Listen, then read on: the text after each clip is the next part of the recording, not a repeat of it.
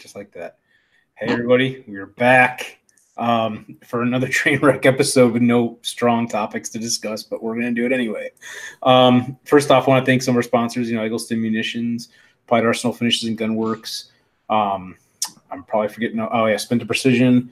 It's been a little while since we did the little rundown of some of our supporters. Of course, I also want to give a shout out to our friends over at Bad Arms in Illinois. I haven't seen them in a while, but great store throughout that direction. I know Illinois has got a lot of stuff going on with gun laws, as a lot of the country does right now. It seems to be the current hot topic, and I hate politics. So anyway, with us tonight we've got Cameron in the house with us. Hey, welcome. And we got TJ Ledsling Ginger as well. What's the new name of your knife side business? What do you want to call it? Yeah, so TR Knives of Tennessee is the formal title. That's awesome. That's more for social media presence. I probably should have looked it up before I really tried to develop the social media presence for it. But there's a couple other organizations or people out there with just TR Knives. Those guys are more blacksmithing shops. So I do blacksmithing on the side. I'm developing that skill. But just like their Instagram handle is just like TR Knives. So that iteration was taken. So if you guys want to find my knife channel or my knife page on Instagram, it is TR Knives of Tennessee. So you make some pretty cool stuff. I like the videos of you chopping up the water bottles and stuff to show as I'm dropping my shit on the floor here. But, basically those videos are pretty awesome. It shows how sharp those things are, man. Yeah. Actually, a side note on the sharpening thing. So all of my knives right now are sharpened by hand. I don't I've got some of the automated things like the Work Sharp knife and tool sharpener and all that stuff. I have gotten better results learning how to do it by hand. But with that, I am going to start offering knife sharpening services. So even if you don't want to go, through me and purchase one of my knives, maybe you've already got a collection of knives that you want to have professionally sharpened. I will be offering that service as well. That's pretty cool. A while ago, I had a guy asking about building a display for his knife collection, but it ended up not going anywhere because he didn't send me any dimensions or anything to work with. I thought that would have been kind of a cool thing to build, the 3D printing and whatnot. Yeah, so I built my first display box for that last Viking Sax-inspired chef's knife that you guys will see. That's probably been one of my biggest projects so far. But I'm sitting here looking at the knife, and I'm finished with it, and I'm like, I can't just wrap this knife up and just give it to the client.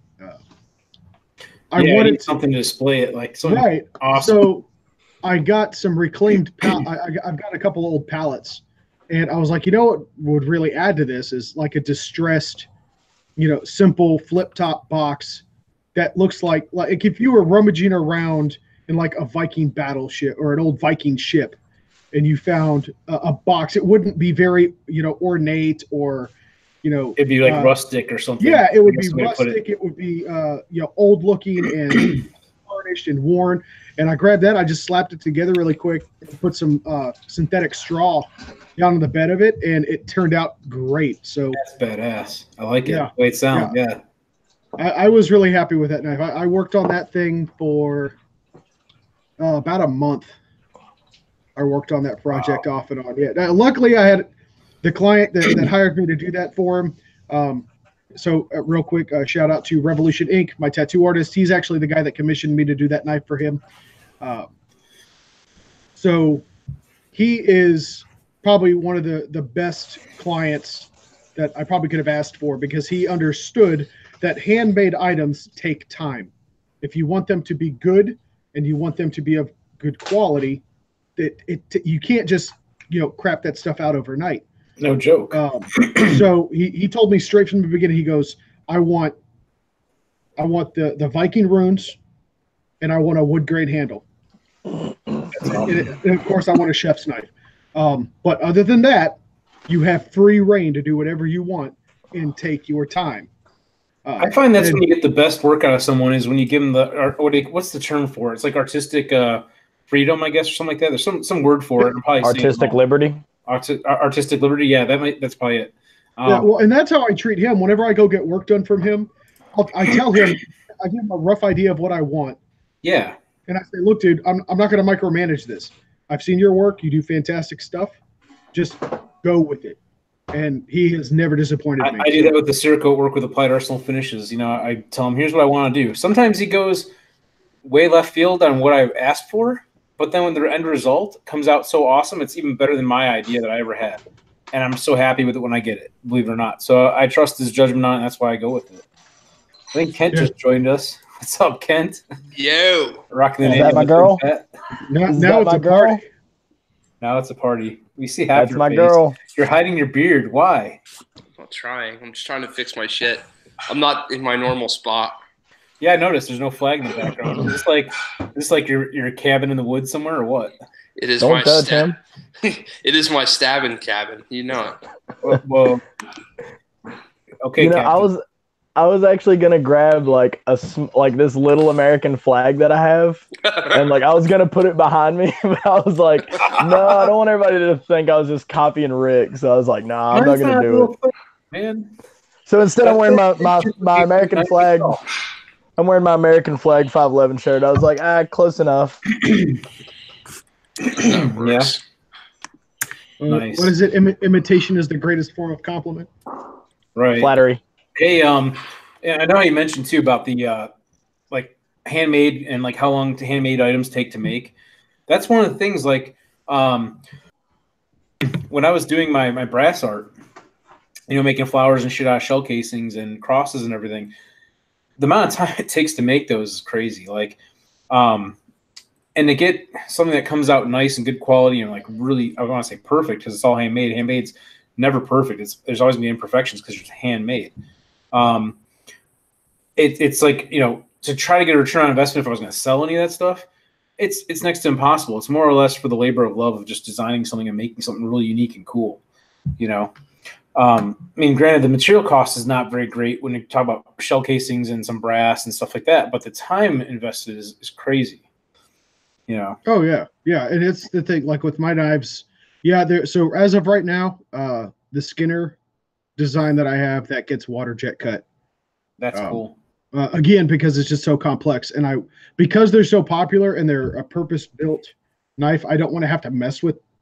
I want to spend more time getting out a quality blade in that regard than I am worried about, the subtle differences that'll come up. When you try to do all that by hand because it's so weird, or at least such a weird design. There's a lot of room for error when you're doing that kind of stuff. So I do get those water jet cut. Consistency, but even still, it's just the blank, right? So it's just a rough shape. So no two knives that I have or that I create, even if it's the same model, will be exactly the same because I will always put my hands on that project and work that project by hand. There's going to be subtle differences. There's going to be some improvements along the way, maybe some some additional decoration. There's this, you guys can look it up on the internet. It's pretty cool looking, but they call it doing file work, where you'll see kind of an ornate design hand filed into the spine of a knife that's visible from the top of the handle. Some of it can come out looking really, really awesome.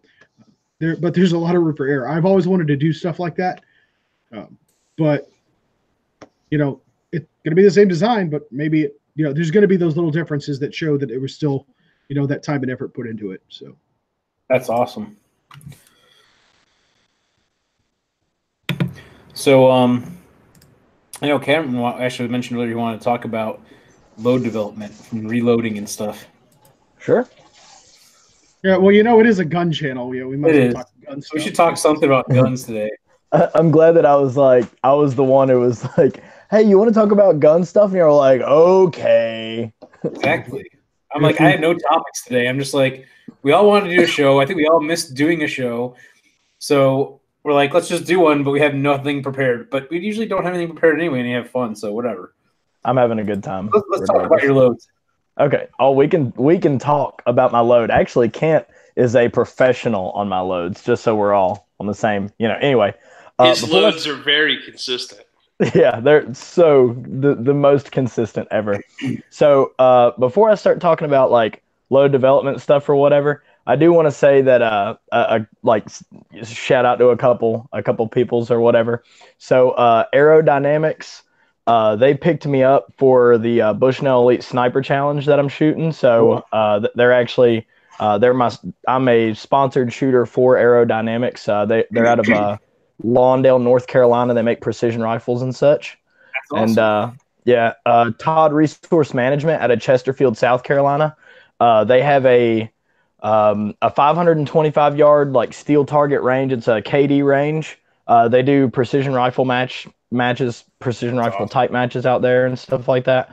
They have 1,000 yard range that they're about to open up as well. They're one of my sponsors. And Richard Todd's just like, just a great dude.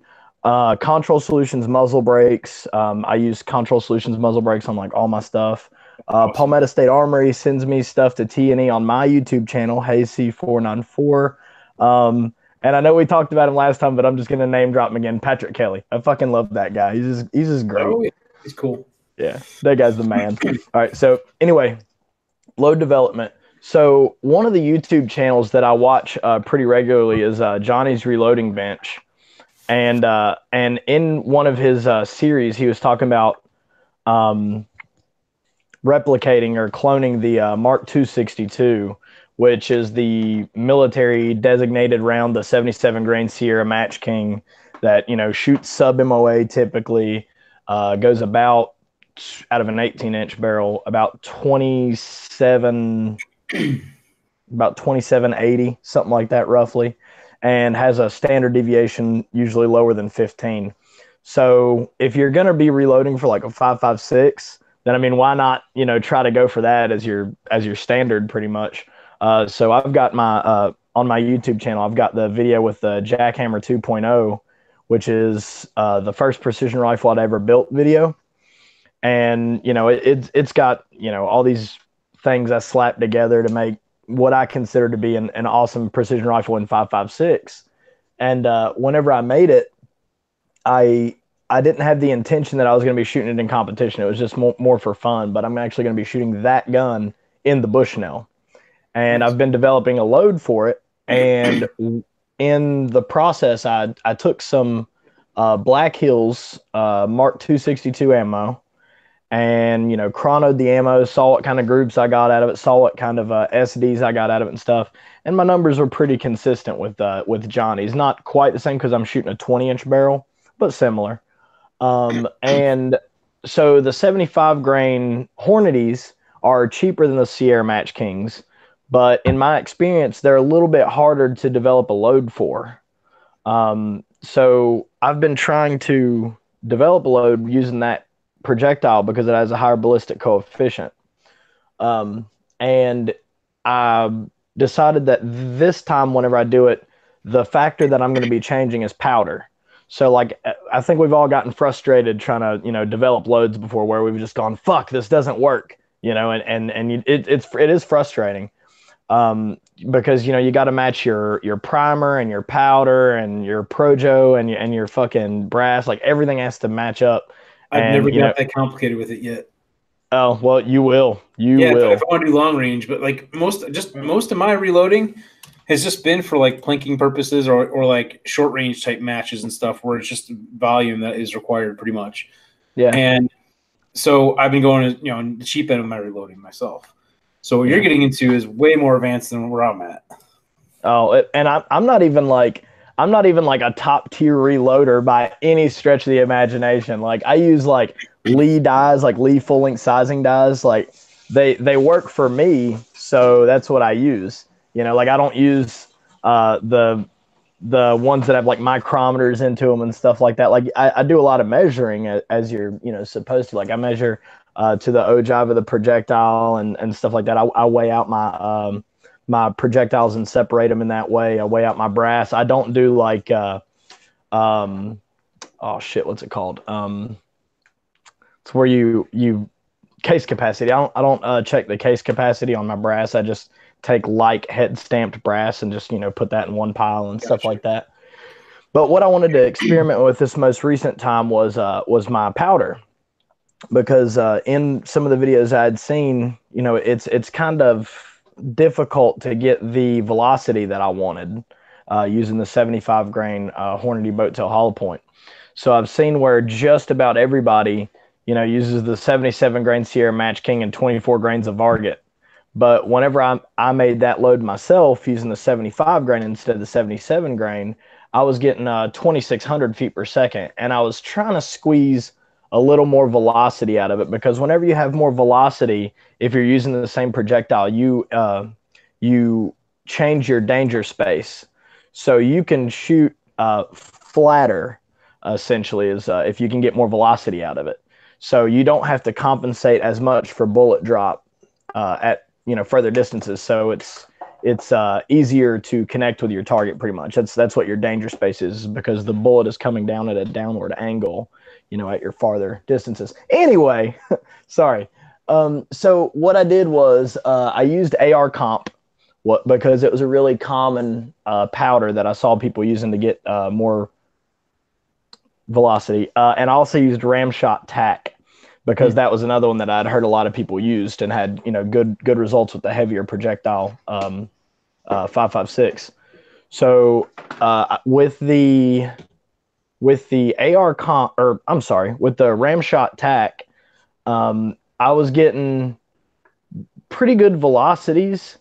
But once I bumped it up to the velocity that I wanted, like whenever I got it up higher, my shot group started to spread out.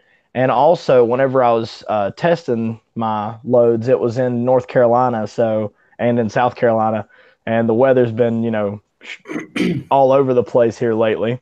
So, one day I would test a load and it'd be 30 degrees, and the next day would be 60, which is awesome, because then I get to test the temperature stability of my powder. I know, it was like around 30, 40 degrees, and then also went to like 70 plus degrees. Yeah, the next day. Yeah, it's crazy. So with ram shot tack, it is a ball powder, and it's not an extruded powder, so it's more temperature sensitive.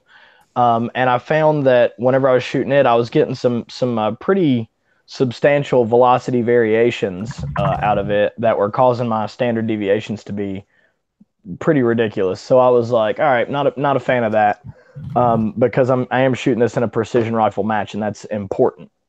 So I switched to AR comp, and every single load that I developed using AR comp, don't laugh, I see you smirking over there. Every single load that I developed with AR comp was sub MOA. So like the biggest group that I shot with AR comp was a 0.9. And this is out of a gas gun, keep in mind. So I found a load that shot really well. I loaded up the same loads again and shot them again and again and again and again until I was consistently getting about half. So actually, one of the last range trips that I did with 22.6 grains of AR comp, I shot a 0.35, a 0.45, 0.45, and then a 0.95, and that was with mixed brass. So that was Did you go out to Foothills to do that? Yeah, it was at Foothills. Nice. Yeah, and and I had other loads that shot well too. Like that shot a 0.45, that shot a 0.65. But my biggest goal, because whenever everything is shooting sub MOA, like you're just kind of nitpicking at that point. So then you try to find the one that shoots the most consistently or gives you the lowest standard deviation, stuff like that. So what I ended up doing is I ended up chronoing the ammo, and I was getting out of my 20-inch barreled gun 2740. And with 2740, it hit pretty much on the head, the number that I wanted to get, because at that point with the projectile I'm using, that bullet speed and stuff like that, you can use your mils as a BDC.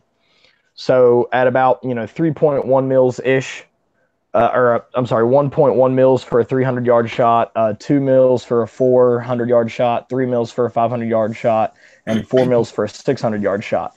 So it makes stuff a whole lot easier, because then you're pretty much using your mil dot scope or your mil scope as a BDC. So it makes it a lot faster whenever you do stuff like that. So hitting a specific number was a goal, being sub MOA, and I'm really easy whenever I am developing a load. Like I don't go chasing quarter minute anything. For a gas gun, if it shoots 1 MOA, I'm fucking happy with that. So for that to shoot that well, it shot sub half multiple times. You know, it was consistently sub half. I'm super happy with that. My goal was to have a standard deviation of less than 15 for it to shoot sub MOA, and for it to be above 2,700 feet per second. And I met all those criteria pretty easily using the what I did. But it was, you know, it's just a process. It took some tweaking. So because I just basically load for, you know, plinking purposes, or like I said before, my main concern is not so much the accuracy as it is like the cost. Because my accuracy, I want it to, of course, be accurate. But most anything that you're going to put, like with 5.56, 223, whatever, for a short range distance, the accuracy is not as important anyway. You know what I mean? So I'm looking at costs, and I don't have a chronograph, which is another challenge for me. Like I can't check my velocity with it. One of the things I noticed, because again, I've only loaded, you know, I wouldn't say, I don't know how many rounds I've done, but I've done a lot, but not really in the grand scheme of things, not comparatively probably what you're loading. And so a couple things I noticed. One is, for example, most of my rifles are like a, you know, carbine setup, you know, 16-inch barrel, carbine gas system. And so I was working on loads that would work for functionality basically more than anything. Like one, my objective is don't overpressurize it. So I'm going by load data that's in the book. It's like not at the super low end, but kind of more towards the middle to kind of start with, and what they give you for powder charges, and sticking with the, you know, recommended, you know, seating depth and that sort of thing, to try to stay within a safe range of what's published as far as loading data. But not having a chronograph to work with to really see where I'm at and where I can increase my powder charge or whatever changes I can make to it. So I noticed one day I went to go ahead and take some of my reloads. I was running just fine in my regular rifle with the carbine setup, threw it in my 20-inch barreled, you know, rifle gas system, and that thing wouldn't cycle. I mean, sometimes it would, most time it wouldn't with the rounds that I had. So I'm like, I must have too low of a pressure charge or power charge in there to get it to cycle. I thought it was kind of interesting to see that. Again, not having the data to work with to really know where I'm at, which makes it even more of a struggle. I didn't want to go too hot with it. You know, that was my objective with it. So I actually have a load that I use just, oh yeah, before I get too far into this, I forgot to mention Ashton Johnson. He's my cameraman whenever I do my my videos, and he's like one of my filming. Do what? I didn't know he did your filming. Yeah, Ashton Johnson. He does my videos and stuff like that. He's like one of my best friends and stuff like that. I love that guy. Looks like he may have just made a little donation to our channel too, which is awesome. Thank you. I like that. I like it. It's because I'm here. He actually he's messaging me and making me laugh. So if you keep seeing my camera go off, it's because I'm giggling, because he's hilarious. I love that he's guy. A good dude. Anyway, so you were talking about you don't have a chrono. So for my 3-gun load, I use 23 grains of CFE 223 and a 62 grain Hornady boat tail full metal jacket. So that's my 3-gun load. And I did end up chrono it one day, and it was like 2,300 feet per second or some shit like that out of my 18-inch gun. So that bullet's just like, you know, it's like pretty much a 22 LR, you know, or a 22 Magnum at that point. And that's, you know, for the lighter recoil, faster follow-up shots and stuff like that. Well, my standard deviations for that, though, are, you know, they're pretty substantial. I have extreme spreads in the 80s with those. Like, it's not very consistent. But even though do what? You're saying 80 feet per second variation? Yes. Gotcha. Yeah, that's like my extreme spread. But even though I have an insane extreme spread, I'm only shooting at, you know, like 100, 200, 300 yards. So because of that, I don't care about that muzzle velocity variation that I'm getting out of it. So, like, because I'm not shooting it far enough for it to really matter, your danger space is still going to be similar at those distances, like your bullet speed and stuff like that. So for it, I'm getting like 80 feet per second of extreme spread, but it does shoot 1 MOA. So It shoots really well. And it's really slow and really light recoiling. So that's you know, that's my squirrel fart for 3-gun. That's my game. That's my gaming right there. You know, to save cost, I actually found. Sorry, can I mention this real quick? I have not started doing any loads with them, but most of the time I'm using 55 grain projectiles, just because the cost of them, they're a lot less expensive. I came across a deal a while back, and I have not. And people keep asking me on an old video I have, hey, what was the results with them and so forth. But Wolf, we all know Wolf ammo from like the steel cased, projectiles with the bimetal jackets, this and that. Well, they have projectiles that are full copper jacketed, not bimetal. At least when I consider lead and copper bimetal, but not by the terms for the jacket. It's just a copper jacket. And they were ridiculously inexpensive, about like 4,000 of these things, because they were just so inexpensive, just more or less for plinking, not for like super accuracy. So that's something I probably would like to. I want to get those put together pretty soon, I guess, just to try them out. I've heard other people have had decent results with them for what they were, more or less for a low cost option for like, practical rifle matches, maybe 3-gun, and just overall plinking and so forth. Yeah. The rule of thumb for 3-gun, and Cameron, you feel free to chime in on this too. As long as you're able to maintain like a 2 MOA grouping, that's good enough for 3-gun. Because no target is even written in their rules. No target at distance will ever be greater than 2 MOA. So even if you're shooting at 300 yards, it's going to be a 6-inch target. So like that's a pretty big ass target for a 5.56. Yeah. And if you have a hard time hitting a 6-inch plate at 300 yards with a rifle, you need to work on some fundamentals. Some shot process. Yeah. Get in on that. What were you going to say a while ago? I didn't mean to interrupt you. You didn't you? You had said something about the projectiles, the Wolf projectiles being like bimetal and stuff, or the ones I have are not. They're not. Oh, okay. Yeah, that's what I was saying. They're cheap, but they're not bimetal. People think they are, but they're not. They're not magnetic. It's full copper jacketing. It looks just like kind of like a cheaper version of a Hornady projectile, basically. They're not steel core. They're not steel core. Yeah, nope. That's what they mean by bimetal. There's a steel core. Well, there's bimetal jacketing that's like you've seen the zinc ones that they've got like from Tool Ammo and stuff that are zinc plated. It's not the same shit. No, it's different. Yeah, it's the ferrous metal in the middle of it that causes concern, because 1, it'll damage the hell out of some steel plate targets, and 2, there's a spark risk with that, and that can cause fires. So. Andrew says we have a beard party. He wants to be invited. You say beer or beard? Beard. So speaking of not having a chronograph, just a little trick for you. If you get Corey and his beard and you have him hold his beard just right and you shoot through it, he can tell you how fast you're shooting. Say that one more time. About what? About a beard? What? Can y'all not hear me? Sorry, I was distracted by reading a comment on YouTube. I got the joke. I was waiting for everybody else to get it. Yeah, I wasn't really listening, so I missed the joke. Something about a beer and something, I don't know. Anyway, it was a plug at Corey because he's not here.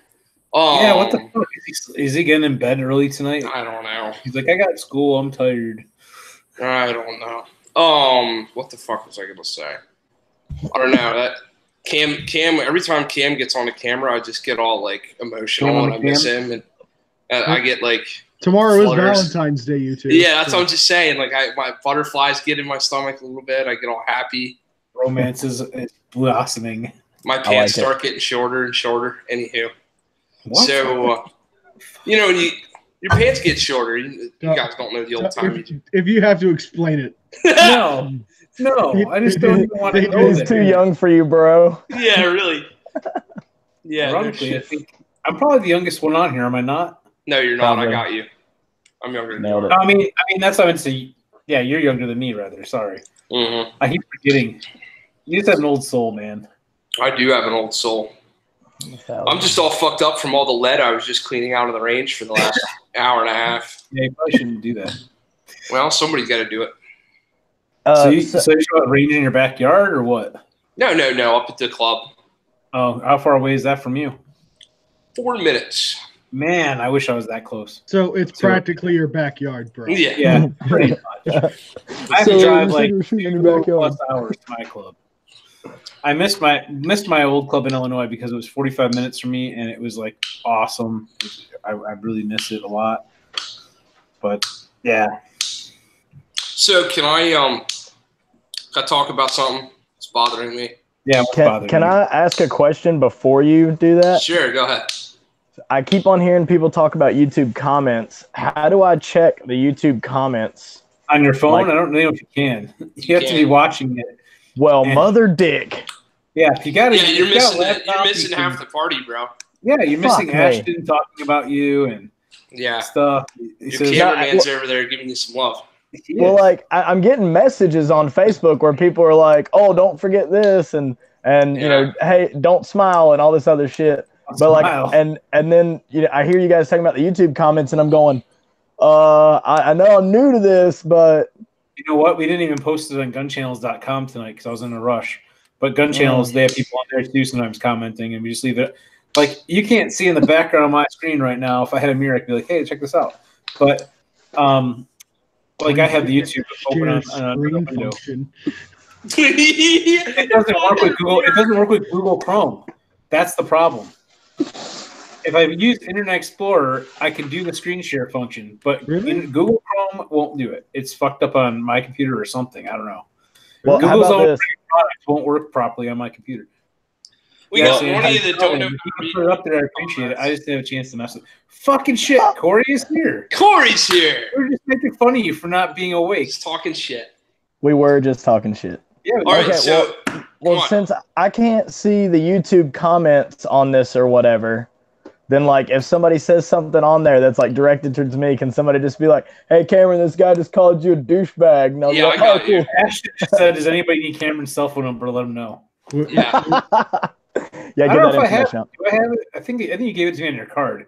Yeah, I gave you my business card, which what does that mean to anybody?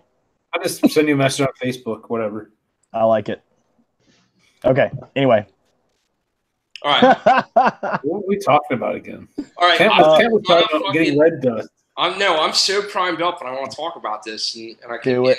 Can I do it? Just text your comments. Go, Kent. Go. All right, ready? YOLO, buddy. First of all, I'd like to mention my sponsors.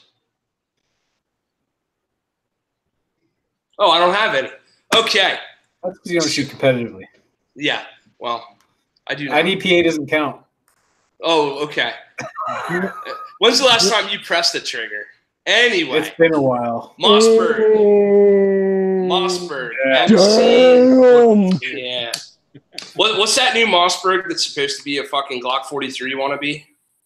I forgot what it's called, but I've seen it. I'll hash it all over the place. Yeah. Okay. So it's like I just had a bad nightmare. You just want to forget about this shit. Okay, so check this out.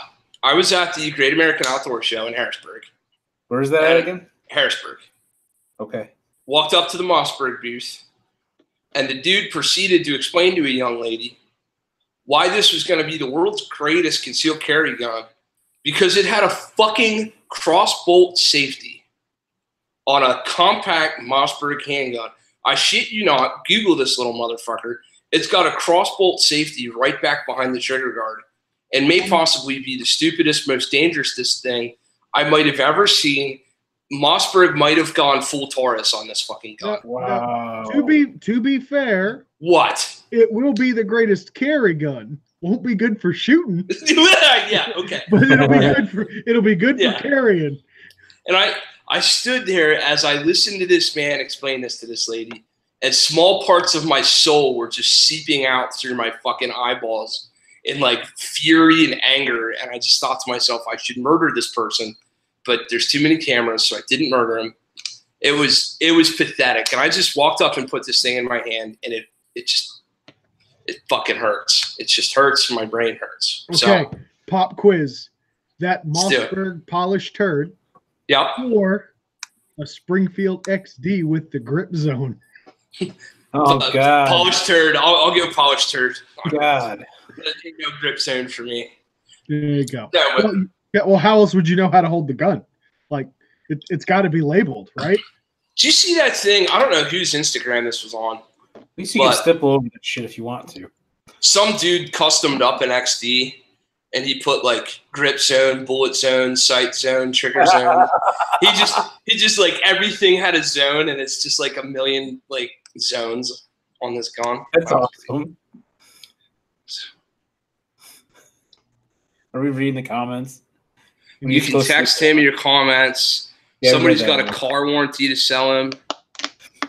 He's trying to say he doesn't know how to operate a safety on a firearm. He's talking about yeah. What? Who the fuck knows? Auto parts factory outside Detroit. That's where he works. He's at work listening to our podcast. Oh God. Yeah, he's making car parts or some bullshit, and he's listening to our podcast. Just like it's kind of cool sometimes when people are like, yeah, I downloaded it and I listened to it in the car. I'm like, really? We're that popular that people actually listen to us in the car? Okay, cool. Awesome. Can you imagine like the police report when they're like, he was listening to some fucking retards, and then he crossed into a lane, and then he started laughing so hard, uncontrollably, he misjudged his stopping distance. The paradox. Go no stop. The paradox of a firearms instructor not knowing how to operate a crossbolt safety on a concealed carry gun threw him into a seizure as he jerked the wheel into oncoming traffic. He was developing a load. Wait, am I supposed to know how to operate a crossbolt safety on a piece of shit fucking little carry gun? Is that what? Really? Well, is it? Hold on. It boggles the mind. Like, think about it. I knew you were going to fucking say that. The number one. My God, I just didn't say fucking time. One of the number one selling points for J-frame 5-shot 38 revolvers is that they don't have any safeties. They got none of this stuff that can mess up. It's real simple. Pull the pistol out or even shoot it through your purse or whatever the case might be. Yeah. And they're okay. Glock kind of went up that with hey, there's actually more safeties in a Glock than there is in a revolver. Okay, it's a sales pitch line, whatever. But and then they're going to be like, nope, now there's really a safety. Yeah. And instead of doing a 1911 style thumb safety or even a grip safety, they put in a crossbolt safety. That's fucked up. And it's right behind the trigger guard. So it's in that perfect spot where if you're fucking left-handed, I guess nobody in this world but me is left-handed. Well, you can probably flip that crossbolt safety around. Do you think so? I hope so, because otherwise we're going to have a lot of boom oopsies going on up in this motherfucker. Boom oopsies? The other thing is, my next gun I'm looking at is that new Kel-Tec with the 33-round 22 Magnum or whatever the hell. Well, it better have 33 rounds. It'll only shoot every 1/3 of the fight. I know, right? But yeah, I still kind of want one. I don't know why. It's that's the lure of the Kel-Tec. I just want a fucking steel-framed Walther Q5 match to fucking carry for my IDPA competition under my vest. How about if you leave the safety off and don't use it? Then why have the safety? Thank you. Yeah, why have the safety? Right. Fuck. Who said that? Squibload. He's busy making our buddy. He's a regular. He's a regular on the show. Our boy Squibster. He comes around, checks our shit out. It's cool. I'm sorry if I'm upsetting. Squibload probably works for Mossberg. Face right here. You're upsetting Corey. Corey, we haven't heard your beautiful voice yet. Let me hear your voice. How are you, man? We can't hear you, Corey. And he's on mute. What the? My mic not working. This mic's not working. What the fuck? Plug it in. What do you got? Sign language your way through the goddamn? Oh God. Oh man, you know why we don't do these fucking regularly anymore? Because we suck at them so badly. Oh God.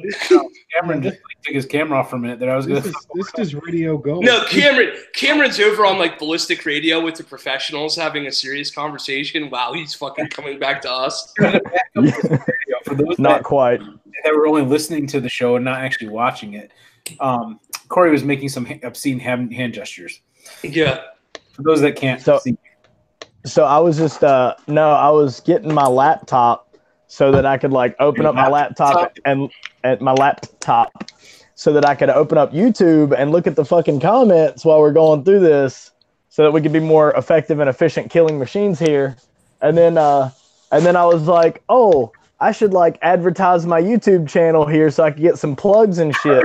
So I was like trying to figure out a way that I could like fucking duct tape a piece of paper up on this bitch with Hey C494 written on it. And I was like, I don't know how to do that whenever I don't have like a Sharpie, because like I put it up. Your actual room? You what? Or are you on location, or are you at home? This is my Jack Shack. This is my house. This is where I live. This is where I live right here. This Get a stencil and draw it on the wall. Yeah, I just like I'll just shoot bullet holes into the wall into Hey C494. There you go. I'm back home right now. Last time we did this thing, oh no, he left. Poor guy. Anyway, no, he's probably fixing his mic. He'll be back. I doubt it. No, he died. So anyway, no, I was at Fort Knox, Kentucky last time we did this, and I was at ALC Phase 1. I was trying to walk on to Phase 2 so that I could, because the day I graduate, or right around the time I graduate, I get my E6. And I got my E6 offer back in September 2017, so it's been like a year and a half since I got my E6 offer, and I still haven't gotten it. So, like the Army needs to do better on that. But by the way, Ashton says you're in his basement. Maybe. What's up? Don't judge. So anyway, and Kent's in my basement, so like Kent's never getting let out ever because I'm not even at home. No, so whenever I graduate ALC, then I get my E6, and then I get to be, like apparently a better leader because I'll have more rank, kind of thing. But anyway, so I'm going back for Phase 2 at the end of this month. So I'll be, playing Army again at the end of this month, beginning of March, and junk. So hopefully soon I'll be Staff Sergeant Hayes, and maybe I'll re-find my love for the Army. I don't know. We'll see. Nice. How many years you got in? Joined in 2007. How old are you? Old enough, bitch. Why, are you trying to fuck? Yes. No. Kent was asking. Yes. I'm old enough. You're trying to find out if I'm the youngest one here, probably. No. Well, I was trying to figure out how close you were to the mat. Like, I don't know.